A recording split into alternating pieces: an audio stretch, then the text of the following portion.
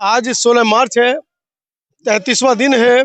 मेरे पीछे धरना प्रदर्शन जो क्षेत्र है वो है, और लगातार लोग आ रहे हैं, अपना ज्ञापन सौंप रहे हैं और अपनी उपस्थिति दर्ज करा रहे हैं। आज ये साथी, तमाम साथी दिल्ली से पहुंचे हैं। पहले मैं आपका परिचय करा देता हूँ सबसे। परिचय दीजिए अपना। मैं विश्व बंधु समता बुद्ध विहार से हूँ, समता बुद्ध विहार, पश्चिमपुरी दिल्ली से। सुषपाल बौद्ध, पश्चिमपुरी समता बुद्ध विहार। आ गया हूँ। नहीं, पीछे नहीं आ गया।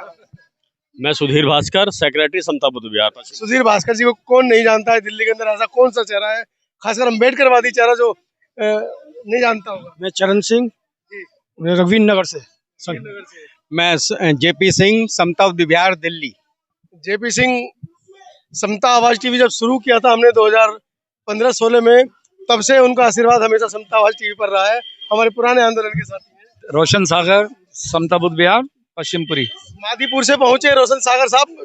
तमाम सभी साथी को जब मैं देखता हूं तो मुझे लगता है मेरे घर परिवार के हैं। मेरे संरक्षक मंडल में ये तमाम साथी आते हैं। जब कभी मैं कोई गलती करता हूं तो ये तमाम साथी कान पकड़ने का भी काम करते हैं।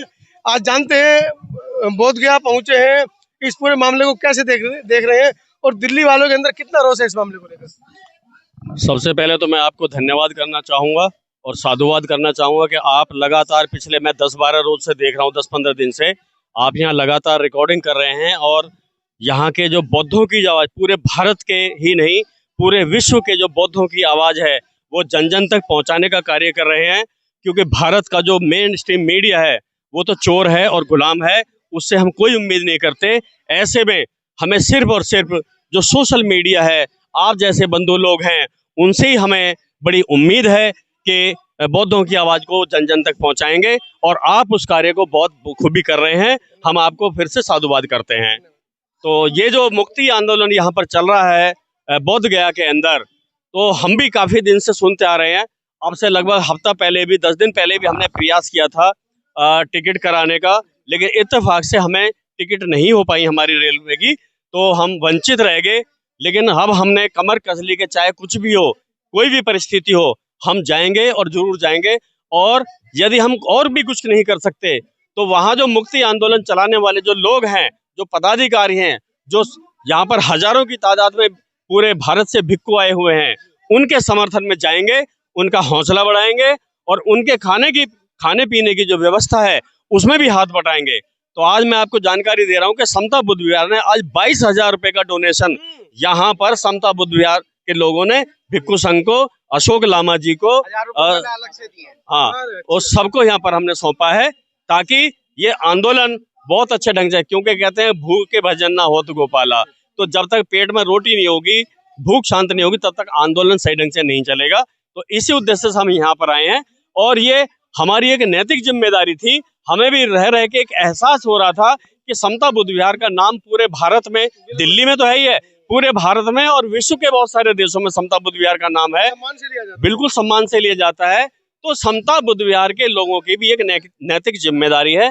उसी नैतिक जिम्मेदारी का पालन करने के लिए हम अपने साथियों के साथ आज सुबह ही यहाँ पर बोध गया की पावन भूमि पर, पवित्र भूमि पर पहुंचे हैं। और हम इसलिए आए हैं कि यहाँ जो बीटी एक्ट है 1949, जिसके तहत यहाँ की मैनेजमेंट कमेटी के अंदर जो 8 सदस्य होते हैं, जिसमें 4 बुद्धिस्ट, 4 नॉन बुद्धिस्ट होते हैं, वो महंत होते हैं, पंडित होते हैं, उन सबको हटा के पूरा प्रबंधन, पूरा मैनेजमेंट यहाँ बौद्धों के हाथों में सौंपा जाए।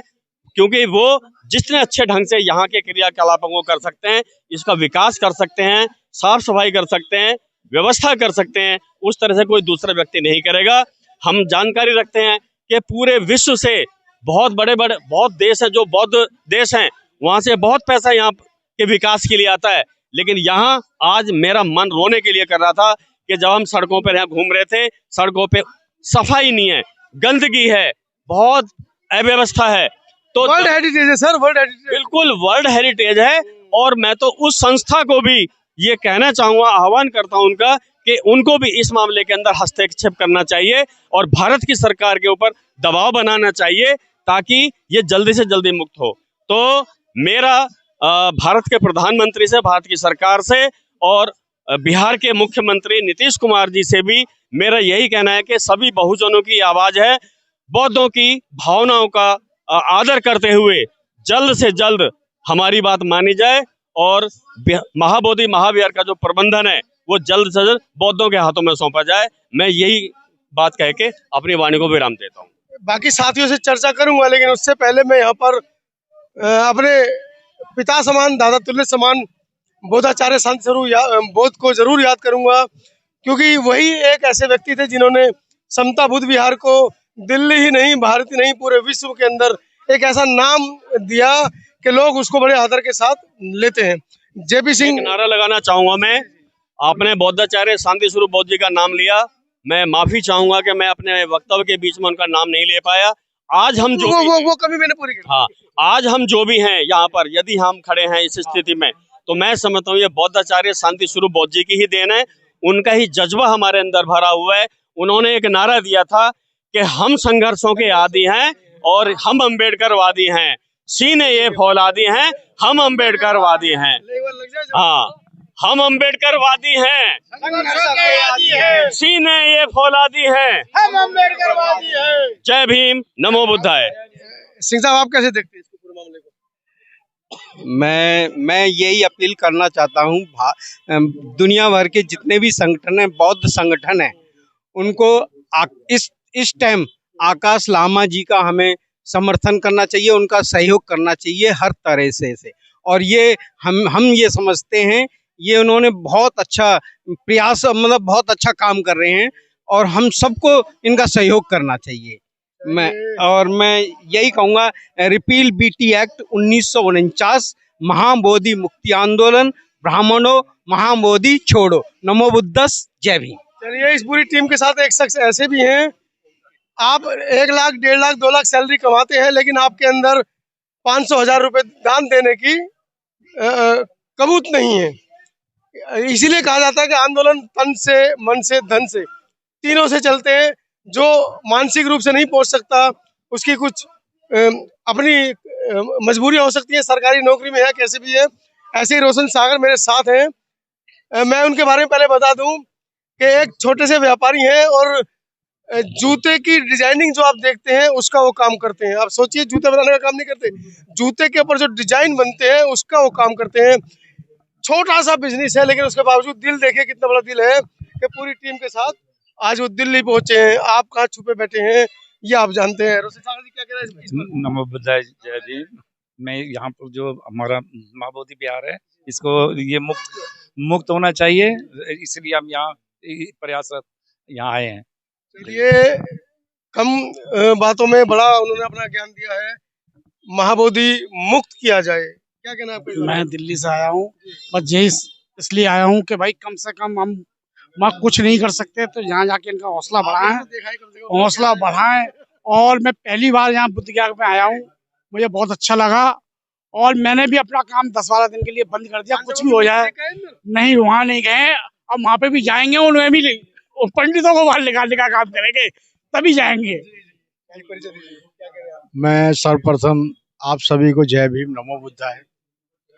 हम एक बात को ये कहना चाहते हैं कि जितने भी हमारे देश के अंदर, जिस प्रकार हमारा देश लोकतांत्रिक देश है, इसके अंदर बहुत सारी माइनॉरिटीज हैं, लेकिन किसी भी उसके अंदर कि हर किसी का हस्तक्षेप, ये ब्राह्मणवादी नीतियों का इनके जो नुमाइंदे हैं हमारी कमेटियों के अंदर है, लेकिन किसी भी और माइनॉरिटी का, सिख हो, मुस्लिम हो, बौद्ध हो, जैन हो, इसके अंदर किसी भी इनके राम मंदिर के जैसे संस्था लगा लो, श्राइन बोर्ड लगा लो, इतने लंबे लंबे वो है कि उसके अंदर हमारा एक सदस्य क्यों नहीं है। और इन लोगों के 4 सदस्य हमारे में, एक कलेक्टर डीएम होता है, वो भी इनका हमारे पास, इसलिए हमारे जो 4 जो है कमजोर पड़ जाते हैं और हम इसका विकास ठीक से कर नहीं पा रहे हैं। और सरकार से अपील करते हैं हम कि भाई इसको जल्द से जल्द एक्ट करे, जो कि लोगों के लिए सुविधा उत्पन्न हो, बढ़िया तरीके से काम हो, है ना। टोटल हमारे बौद्धों के हाथ में होना चाहिए सारा हमारा महाबोधि मंदिर जो है। बहुत बहुत साधुवाद। तो पूरे देश ही नहीं, देश के बाहर से भी आवाजें उठ रही हैं। बौद्धों का स्थल, पूजनीय स्थल दूसरे धर्म के लोगों के हाथ में क्यों है? पूरी वीडियो के बारे में आपकी क्या राय है? कमेंट सेक्शन में जरूर कमेंट अपना जरूर करें। धन्यवाद।